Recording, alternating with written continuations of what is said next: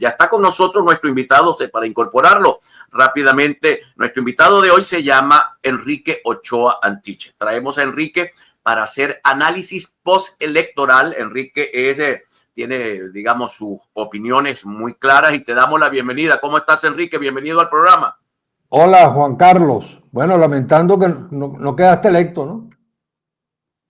No, ni siquiera pude participar, me inhabilitaron ilegalmente. No supe. Yo lo último que supe es que, tú sabes que yo estoy medio desconectado en estos tiempos del activismo político, pero siempre enterado de las cosas.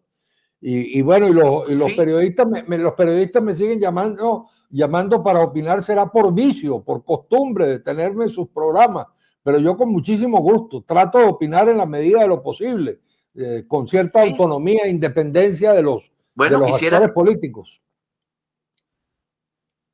Quisiera saber, digamos, tu primer análisis postelectoral.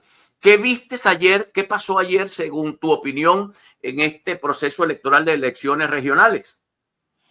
En primer lugar, creo yo que hay un hastío por parte de los venezolanos de este pleito permanente entre dos extremos, el extremo del gobierno y el extremo, digamos, de la oposición, de los dos extremismos, del extremismo del gobierno y del extremismo de la oposición. Y creo que sienten los venezolanos que la política no produce ningún tipo de resultado y entonces ¿para qué votar? Yo creo que efectivamente, sin duda, el 28 de julio el 28 de julio tuvo estas consecuencias, hay unas razones, unas causas que se pueden atribuir al 28 de julio, pero como siempre me gusta recordar y insistir y subrayar, mientras la oposición no admita que tiene parte de responsabilidad en lo que ocurrió el 28 de julio y que no todo fue el resultado de unos canallas que están del otro lado, que cometieron unos determinados despropósitos el 28 de julio, pues entonces es muy difícil que pueda elaborar una estrategia. Pareciera doloroso ver que el país está atrapado entre estos dos extremos, uno que quiere imponer a la fuerza por lo que se ve y por las declaraciones incluso ayer del presidente Maduro, lo que uno observa es que están como empeñados en imponer con un tercio, en todo caso con un tercio de respaldo del país. Ellos ganan siempre, tienen muchos años ganando siendo minoría, incluso cuando ganan de manera verdadera, pues siendo minoría. Tienen un tercio del país y con la dispersión, las contradicciones de la oposición, los errores que comete la oposición, pues entonces logran imponerse. Quieren imponer a la fuerza, ese extremo, un proyecto de partido-estado, que es un régimen autoritario, que no es democrático, de control absoluto de todas las instituciones y de la sociedad civil. Ya ayer anunció Maduro que vienen lo que llaman ellos los circuitos comunales, quién sabe si eso va a afectar la naturaleza fundamental de una persona, un voto. Y por el otro lado, el otro extremismo vamos a decir, de ultraderecha, tutelado por los gringos, que solamente tiene como salida posible para un eventual éxito la fuerza, porque ellos han dicho que no quieren ningún tipo de solución negociada, que lo único que le ofrecen a Maduro y al gobierno es un salvoconducto para que se vayan del país. Entonces, el país prisionero de estos dos extremos está colocado ante un brete histórico muy lamentable. Yo escribí en estos días un artículo que se llamaba Tiempos Oscuros, porque efectivamente siento que estamos viviendo tiempos muy oscuros. Mira, hay un viejo refrán muy popular que no debería comentarlo, pero no lo voy a decir totalmente. Pero acá se dice que bueno para el perro cuando la perra es, ya tú sabes. Hablemos un poco de la oposición, de los dos factores de oposición. ¿Qué fue lo que no pudo decir o lo que no dijo apropiadamente los sectores de la oposición que participaron? Me refiero a Capriles y al señor Manuel Rosales. En tu opinión, ¿qué fue lo que pasó con ese mensaje que no terminó de calar en la población?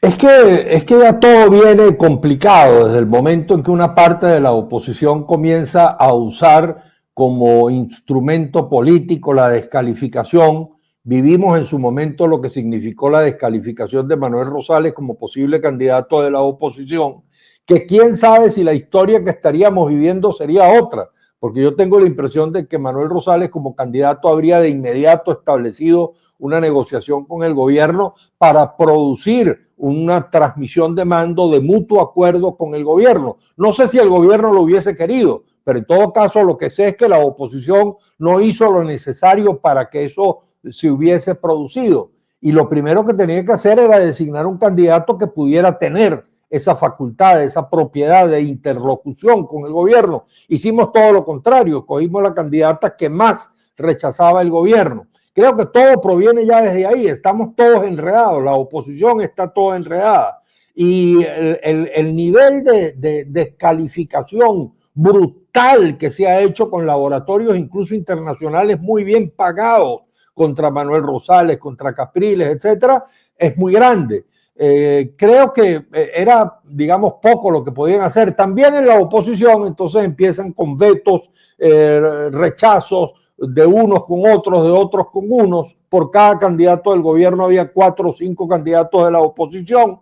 Me imagino yo que eso tampoco estimulaba la votación de los electores de oposición, porque si usted está en un circuito y tiene un candidato del gobierno, tiene 5 candidatos de la oposición, es muy diferente si usted le presenta a la oposición un solo candidato. En muchos sitios se pudo haber hecho.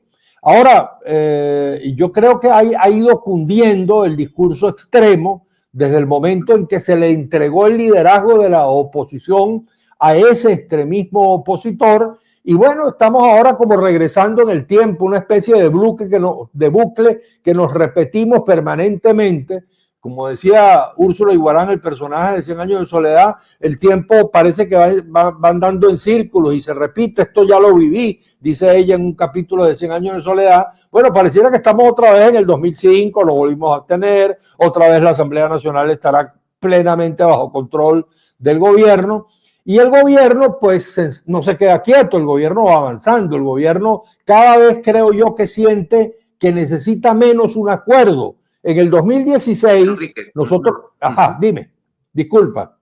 No, cierra la idea, por favor. Cierra la idea. En el 2016 nosotros teníamos un arma disuasiva, que por cierto llamaba María Corina, pero el arma disuasiva de ella eran unos acorazados gringos aquí en las costas de La Guaira. En el 2016 teníamos el revocatorio, el gobierno propuso una negociación y nosotros la rechazamos porque creíamos que podíamos imponer. Yo no, porque yo estaba en desacuerdo con eso, pero la oposición, en ese momento me retiré de la MUD, creía que podía imponerse por la vía de la fuerza y se fueron a la calle en el 2017 y la abstención del 2018.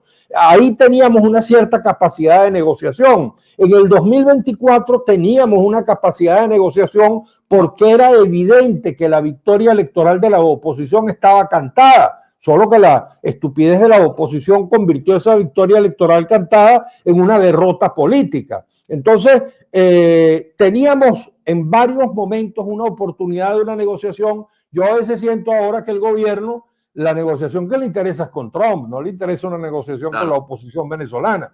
El gobierno tiene Enrique, el control de todo, ¿no? Sí, vamos para el siguiente, un encuentro con nuestros queridos patrocinantes. Quiero dejarte esta pregunta, un poco para que analicemos el mensaje de María Corina Machado. En mi opinión, privaron 2 elementos allí importantes, que es la alianza internacional y un llamado a los militares venezolanos, a asumir su responsabilidad. Al retorno quiero que nos hables un poco de este mensaje que ayer lanzó al país María Corina Machado, ya visto la cantidad de abstención que tuvimos. Vamos a identificar, encontramos a nuestros patrocinantes y ya retornamos con todos ustedes. Bueno, mis queridos amigos, continuamos con Enrique Ochoa Antich. Enrique, ¿estás allí? A ver, súbeme. Hablabas de lo internacional y de las Fuerzas Armadas. Sí, porque el mensaje de María Corina Machado del día de ayer se centró en esas 3 cosas: en la abstención, en el rechazo al proceso electoral, y cuando habló de la salida, de cómo recuperar la ruta democrática, en sus opciones se planteaba el apoyo internacional y un llamado a las Fuerzas Armadas a rescatar su función su función en el país. Yo Sí, quería que tú analizaras esto. Eso estaba bastante claro incluso desde su efímera participación electoral el 28 de julio, porque ella de alguna manera creo yo que estaba siempre planeando un escenario parecido a este. Para ella las elecciones eran una oportunidad para procurar derrocar a la fuerza al gobierno. No era una oportunidad porque si no hubiese buscado un acuerdo para negociar con el gobierno una salida pactada. Entonces, claro, cuando ellos se plantean la idea de la abstención, es pretender creer otra vez la misma ilusión del 2005, que de esta forma se ilegitima el gobierno y que ilegitimado el gobierno, como si los regímenes autoritarios no generaran ellos su propia legitimidad, no es la legitimidad democrática tradicional que nosotros creemos, pero existe una legitimidad desde el punto de vista de sus procedimientos. Creer que eso le crea un vacío al gobierno, y entonces hay dos salidas de fuerza. Una es la intervención extranjera, que es verdaderamente terrible, miserable, verdaderamente ignominioso a mi modo de ver, desde el punto de vista incluso de una oposición que pretenda que, por peor que esté la situación en Venezuela, la solución vaya a estar vinculada a una intervención militar extranjera. Creo yo que están absolutamente tutelados por los Estados Unidos, que están de hinojo frente a la Casa Blanca pidiendo una intervención militar. Y por el otro lado, la vana ilusión también de que las Fuerzas Armadas, bueno, puede ocurrir en Portugal, en medio bueno, ya al final, mejor dicho, de la dictadura fascista portuguesa, surgieron de pronto unos mayores hasta comunistas, unos capitanes comunistas, con la revolución de los claveles, hasta maoístas había entre esos militares. Bueno, de pronto dentro de la Fuerza Armada ocurre algo, pero cada vez que la oposición pregona la intervención extranjera, se alía con gente en Colombia, se alía con gente de España, etcétera, lo que ha logrado esa oposición extremista es que la Fuerza Armada se nuclee, se compacte alrededor de su comandante en jefe. La Fuerza Armada, si está colocada frente a la disyuntiva de tener que un militar incluso de oposición, oposicionista que pueda existir, que esté en desacuerdo, que seguramente la inmensa mayoría de los militares está en desacuerdo con esa utilización penosa y vergonzosa partidista de la Fuerza Armada, pues si está colocado frente a esa opción y la otra de defender al país contra una intervención militar extranjera, se coloca a favor del país, mi país en primer lugar. Entonces creo yo que todo ese negocio de la fuerza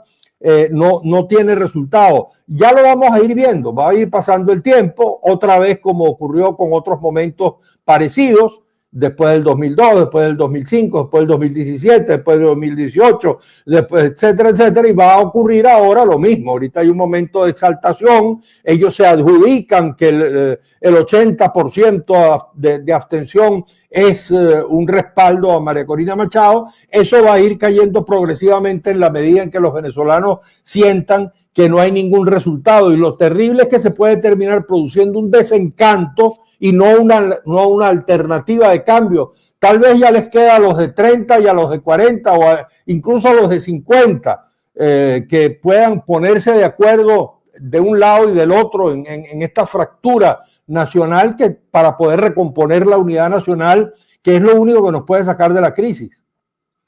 Mira, voy a leerte para que puedas ayudarnos a responder. Y si se conecta Rosales, te voy a pedir, Enrique, Sí, que me permitas que lo conectemos un momento y luego analizamos lo que diga Rosales. ¿Estás de acuerdo? Con gusto, muy claro. Bien. A tu orden. Dice acá Luis Suárez, el aprendizaje que da esta elección es que las fórmulas comparadas del pasado nos sirven como experiencia de aprendizaje, pero no como modelo. Nos toca aceptar que hay que innovar nuestra transición. ¿Qué opinas sobre esto?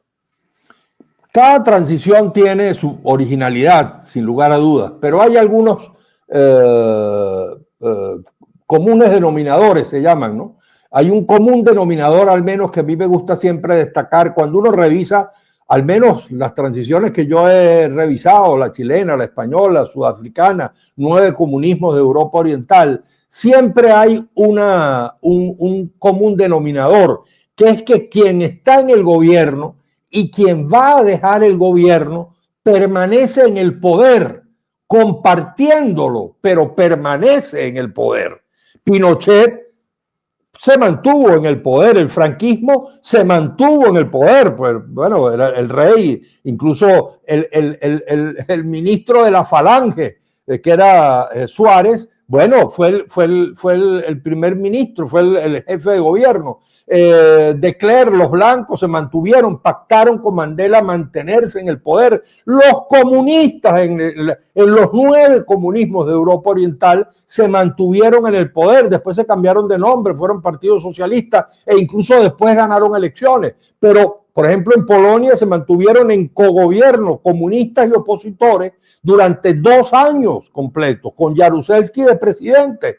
Entonces, digamos, hay un común denominador que es ese. Mientras la oposición pretenda que va a lograr el cambio extinguiendo al adversario, eso no lo va a lograr. Lo que va a lograr es lo que está logrando, que el gobierno cada vez sea más autoritario, que el gobierno cada vez se atrinchere más, que el gobierno cada vez pierda más los escrúpulos. Creo que una de las cosas que logramos el 28 de julio es que perdieran también algunos escrúpulos que todavía le quedaban en esa materia, pero va perdiendo progresivamente los escrúpulos.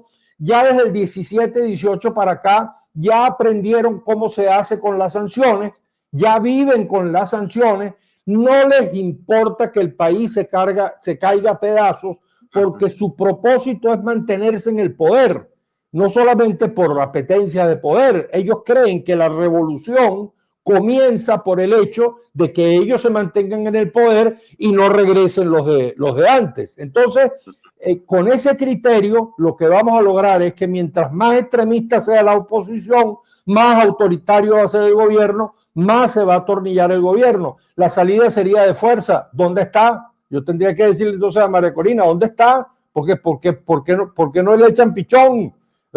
Tendrán que agarrar su morral y su fusil y irse para el monte. ¿Cuál es la salida de fuerza que van a lograr? ¿Cómo se va a hacer el cambio? La gente se abstuvo. ¿Y ahora qué viene? ¿Cuál es la estrategia? ¿Cuál es el paso siguiente? Bueno, fíjate no hay ningún paso. Tengo 2 apreciaciones. Una de Carlos Medina, que dice: las Fuerzas Armadas están en el deber de respetar la Constitución. Ellos debieron el 28 de julio respetar la voluntad del pueblo venezolano. El adversario, no voy a utilizar la frase que utiliza, es Maduro, no María Corina. Pero Rubén Darío más abajo dice: los militares cenan salmón con Maduro en el poder. Olvídalo. ¿Qué opinas de esas 2 afirmaciones de 2 queridos televidentes o YouTube videntes?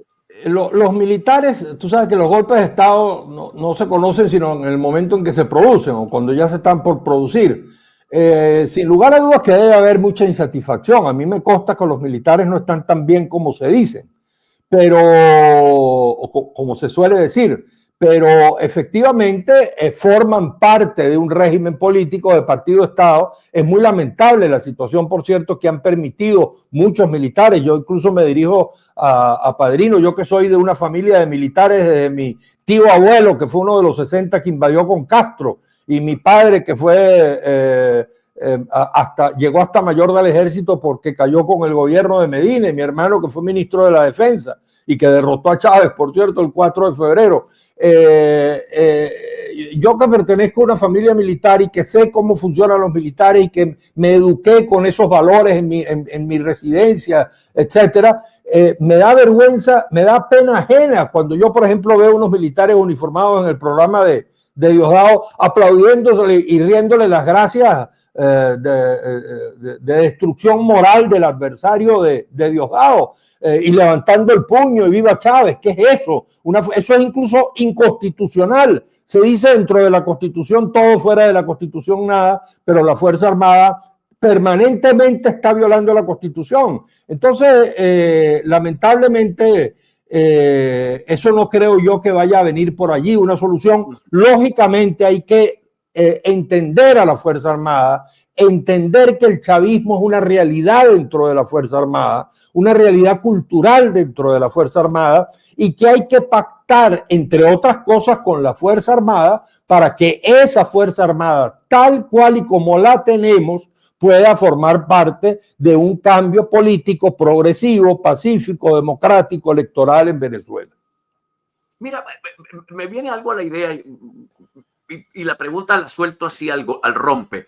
¿Por qué fue tan fácil, por ejemplo, para los Estados Unidos de América en su momento conspirar con militares venezolanos, con militares uruguayos, con militares paraguayos, con militares chilenos? ¿Por qué fueron tan exitosos en los momentos de la Guerra Fría? ¿Y por qué hoy, que no dudo que hayan intentado intentar estimular a militares venezolanos a tomar algunas medidas, qué pasa que no hay como un éxito o no hay un interés o ya eso está de modé, el tema de la conspiración norteamericana en los países para cambiar a los gobiernos? Creo que los tiempos son distintos, sin lugar a dudas. Ya no existe la Guerra Fría, no existe el temor del comunismo internacional. Los gobiernos norteamericanos en esa oportunidad perdían todo tipo de escrúpulos porque el enemigo fundamental era el comunismo internacional. Llegaban al extremo de decir, ese es un hijo de tal, pero es mi hijo de tal, ¿no?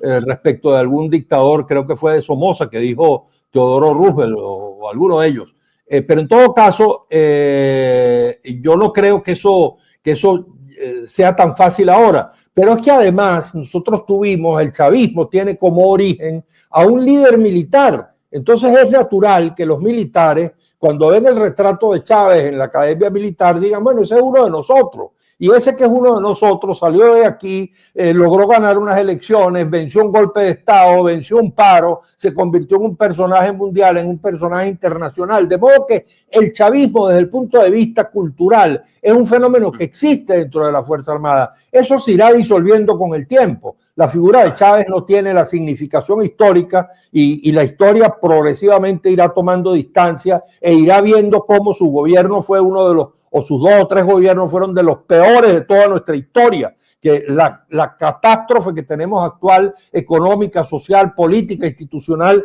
se proviene de allí, de esos 15 años que estuvo Chávez en el gobierno. Pero lamentablemente ahorita tienen esa presencia. Después hay otro detalle. El gobierno, digamos, ha actuado porque tiene, en su liderazgo tiene militares que conocen cómo funcionan las Fuerzas Armadas y las tienen policializadas, las tienen controladas policialmente y además ideologizadas. Muchos de ellos están convencidos, están ideologizados, creen en eso que llaman revolución, entre comillas. De modo que es difícil pretender que a través de un golpe de Estado, bueno, si ese es el camino, pues habrá que esperar sentarse en un banquito a esperar a ver si los extremistas tienen algún tipo de resultado con esa estrategia, ¿no? Mire, Enrique, una pregunta, una apreciación que hace un querido periodista que es parte de nuestra audiencia, que es Luis Suárez, dice, coincido, sin embargo ya no basta entablar negociaciones, puesto que su deseo permanecer en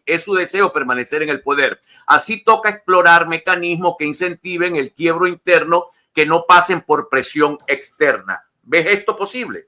Yo cada vez veo con más dificultad, como te decía, que el gobierno pues sienta que tiene la necesidad de un acuerdo.